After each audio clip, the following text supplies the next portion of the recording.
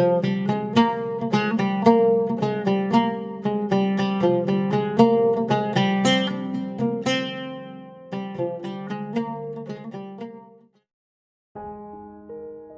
datang di channel Ayo Ngaji. Sebelum Anda mendengarkan, ada baiknya tenangkan perasaan Anda dan nyamankan posisi tubuh Anda. Jangan lupa disertai juga dengan mengucapkan basmalah. Selamat mendengarkan.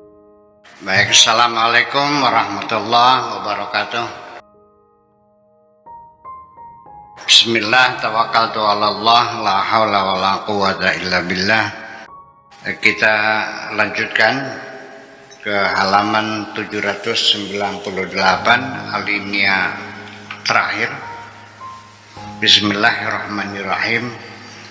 Wa fi dhilli hadzal bayan, setelah kita mendapatkan penjelasan ini, yabdu alladzina yufarriquna bainallahi wa rusulihi, nampak terlihat orang-orang yang membeda-bedakan antara Allah dan para utusannya, wa yufarriquna baina ba'dir rusuli wa ba'din, dan orang-orang yang membeda-bedakan antara seorang rasul dengan yang lainnya, munqati'ina an mauqibil iman, mereka terputus dari rombongan iman, dari kelompok iman, mufarriqina lil wahdati allati jama'a Allah,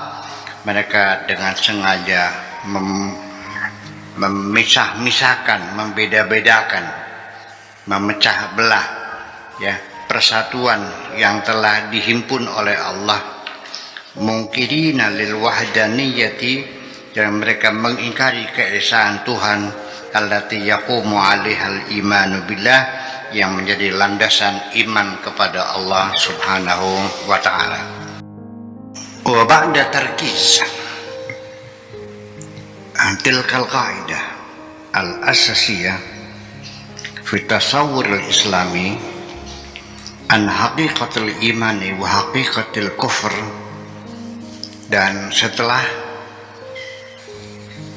tarkiz itu bisa fokus, bisa terkonsentrasi ya, murakaz ya, terhadap kaidah-kaidah dasar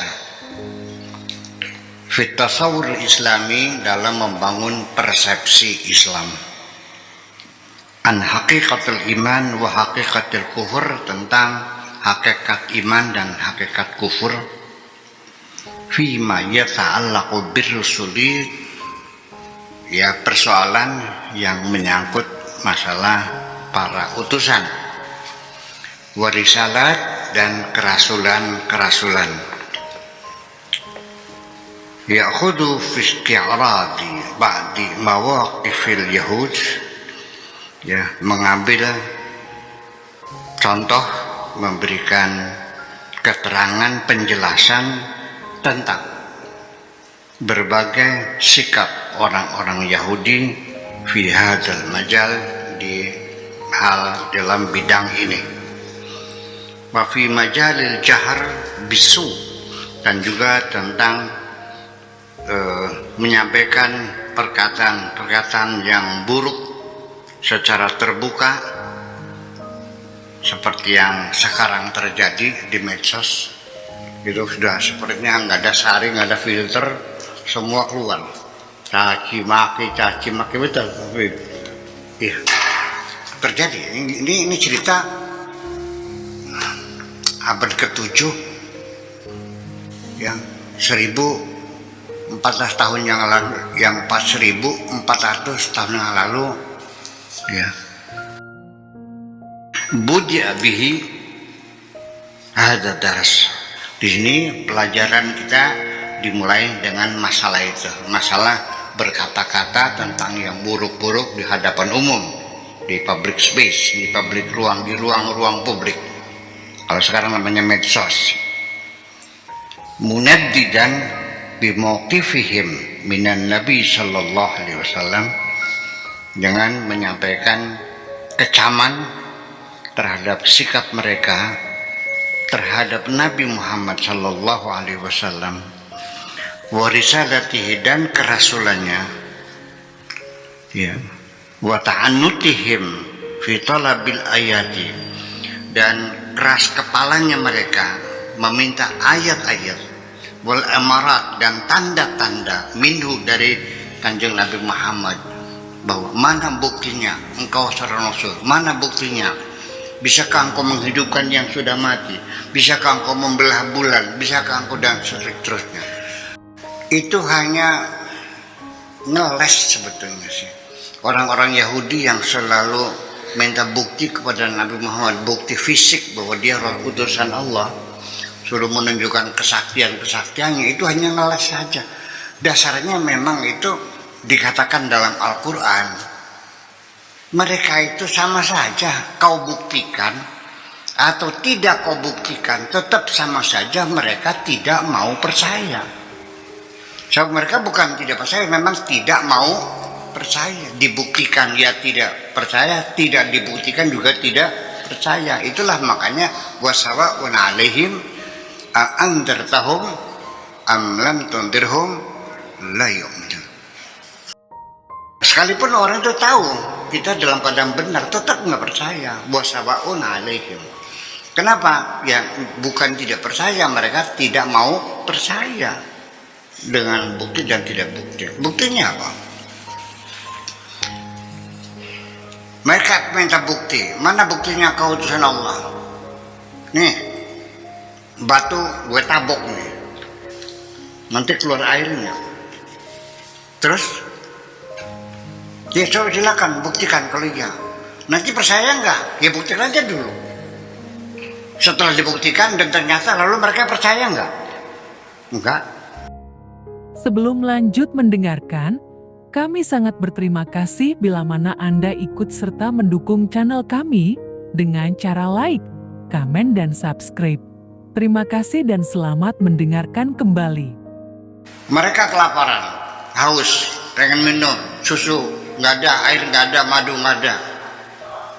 Ada kambing kurus, ceritanya gitu, dipres oleh Nabi, mau buat minum, ngasih orang 100 minum.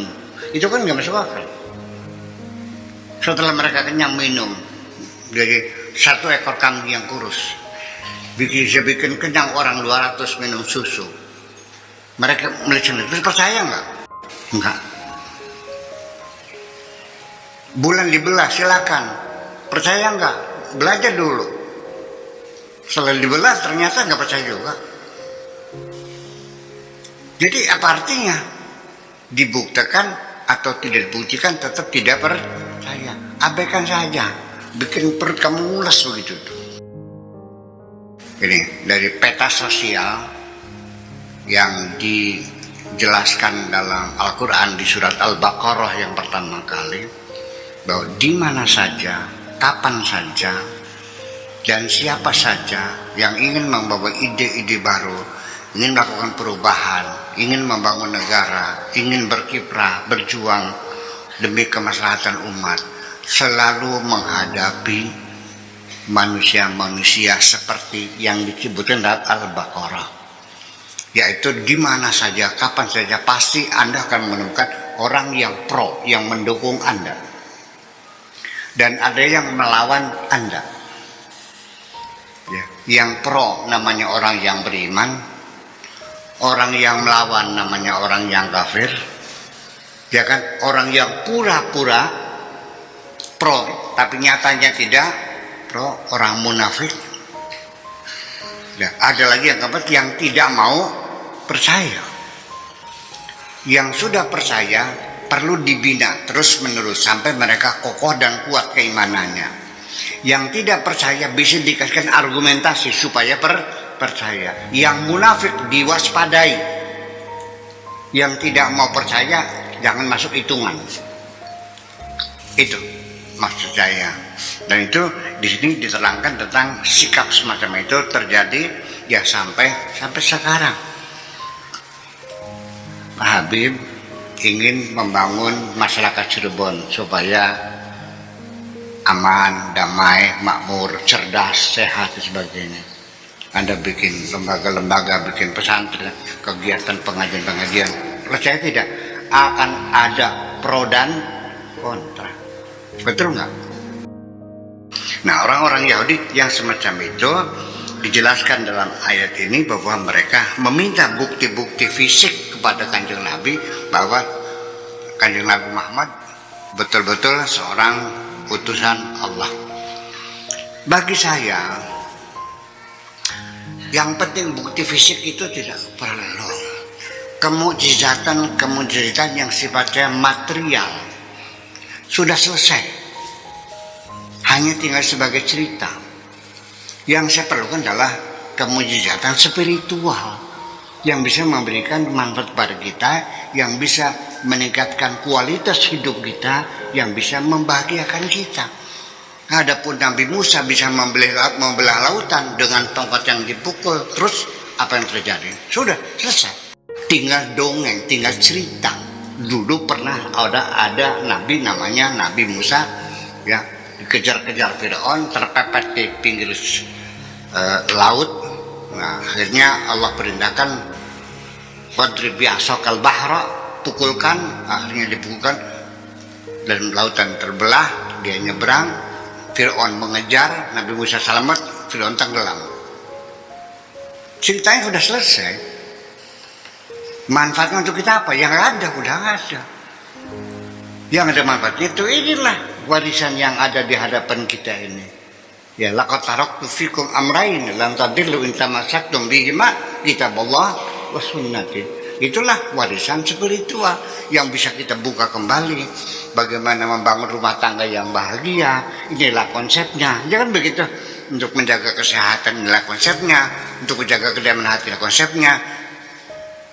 Itu yang bermanfaat. Ini yang mukjizat yang betul-betul masih bermanfaat buat kita. Itu kemujizatan spiritual, bukan kemujizatan material. Itu sudah selesai, betul nggak? Yang kau banggakan itu jangan kiai yang sakti-sakti, ngapain? Iya, sudah selesai katanya.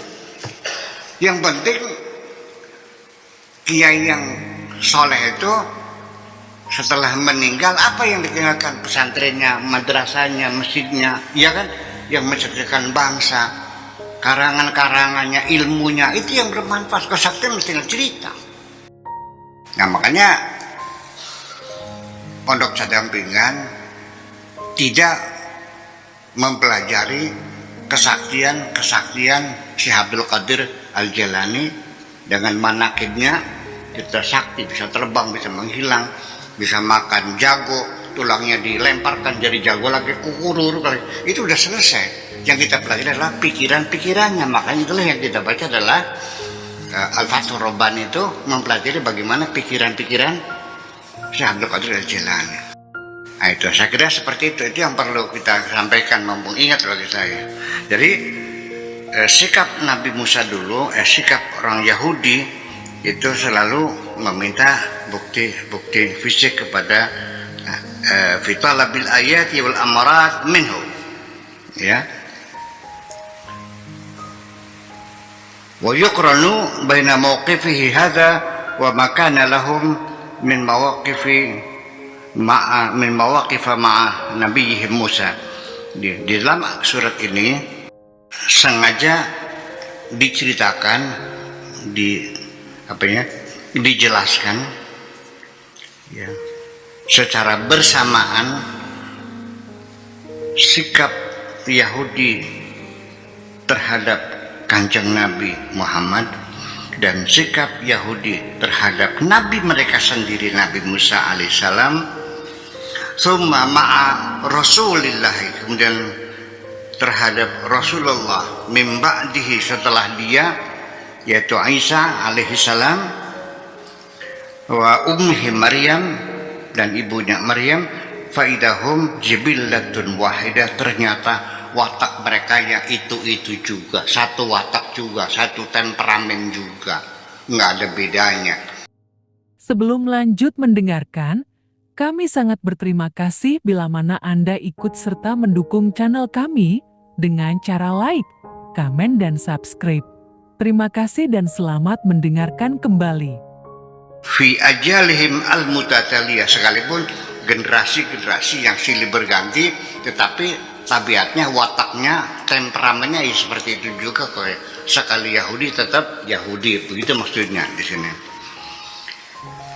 Wasiyaku yuwahidu bainal jaili alladhi yuwajihuhu ar-Rasul sallallahu alaihi wasallam, dan siyakul kalam di sini juga mempersatukan antara generasi yang dihadapi oleh Rasulullah sallallahu alaihi wasallam wal jal alladhi wajaha Isa alaihi salam, dan generasi yang dihadapi oleh Nabi Isa, wal jal alladhi wajaha Musa, dan juga generasi yang dihadapi oleh Nabi Musa. Kadzalika min qablu, sebelum itu, la yu'akkidu hadzal makna, ini menegaskan makna ini, wa yakshifu an hadhil jibillah, dan mengungkap watak temperamen mereka seperti itu. Jadi perlawanan mereka terhadap para nabi itu ya sampai sekarang sama. Jadi selalu saja, bukan hanya para nabi, para aulia ilah juga pada zamannya juga sama, dicaci maki, difitnah segala macam. Apa dikiranya Syekh Abdul Qadir Jailani itu juga umatnya waktu itu hormat, cium tangan? Enggak juga. Menghina juga, caci maki juga. Baru tahu Syekh Abdul Qadir waliullah setelah meninggal. Sebab mereka punya standar yang berlebihan. Jadi bahwa dikiranya kalau orang benar wali itu harus bisa terbang, bisa menghilang, bisa menggandakan uang itu. Yang semula jadi 2 miliar. Lah ya enggak. Seorang waliullah juga banyak yang tidak bisa apa-apa. Yang hidupnya juga susah, buat makan juga susah. Nabi juga tidak kaya semua. Ya, tidak seperti Nabi Sulaiman semua, tidak seperti Nabi Lut semua. Nabi Ayub juga buat makan sehari juga susah. Itu tergantung pribadinya. Sampai standar, makanya untuk standar orang benar itu jangan hitung hartanya, jangan kesaktiannya. Tapi kalau kecerdasan itu menjadi standar. Nggak mungkin ada waliullah bodoh loh. Kalau wali pasti pintar, pasti benar, iya. Tapi kalau kaya belum tentu. Sakti juga belum tentu. Belum tentu orang sakti itu benar. Belum tentu orang benar juga sakti. Ada orang yang nggak benar tapi sakti, ada nggak? Ada orang disebutnya tukang sihir. Tukang sihir orang benar bukan? Tapi dia bisa ngirim paku ke perut orang. Begitu dibuka, pakunya dalam perut. Sakti nggak? Bener nggak dia? Iya, ya itulah persoalan. Jadi ya bener ya bener, ya sakti ya sakti, nggak ada hubungan semacam itu. Secara kebetulan saja, bisa saja ada orang benar tapi juga kaya raya. Ya kan begitu. Nah, ada orang yang miskin tapi juga orangnya benar. Ada orang sakti ya pinter. Sakti sama pinter bisa gabung nggak? Bisa gabung, bisa. Ada orang sakti tapi goblok. Ada orang pinter tapi tidak sakti. Ada orang ya pinter ya sakti. Keyakinan kita semakin kokoh, keimanan kita semakin kokoh, kebenaran sudah menjadi jibillah kita. Ketika ditambah dengan keilmuanmu, ya benar, ya pinter, ya benar, situlah ada status kebenarannya dengan nilai-nilai keilmuannya, maka jauh lebih tinggi. Makanya yarfa'illahu alladzina amanu walladzina utul ilma darajat. Makanya gitu aja. Assalamualaikum warahmatullahi wabarakatuh.